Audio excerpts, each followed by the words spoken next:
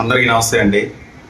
ఈరోజు నా అన్వేషణ అయితే ఒక పెద్ద యూట్యూబర్ వీడియో అయితే మనం చూడటం జరిగింది. ఇంకా ఆయన మాట్లాడిన మాటలు మనం ఒక్కసారి విన్నాం.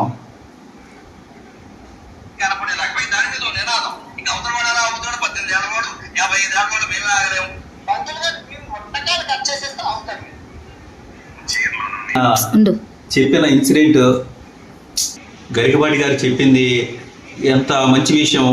మరి నువ్వు అంత పెద్ద మనిషిని పట్టుకుని నువ్వు వాళ్ళ బూతులు తిట్టడం అది ఎంతవరకు కరెక్ట్?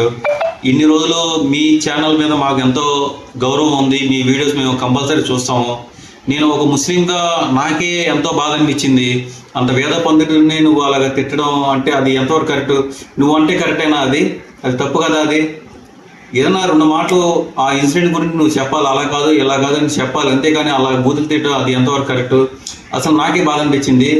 సో నేను ఫస్ట్ ఆఫ్ ఆల్ నేను చేసే ఇన్సిడెంట్ ఏంటంటే, నేను నీ అఫీషియల్ ఛానల్ని నేను అన్ఫాలో చేస్తున్నాను.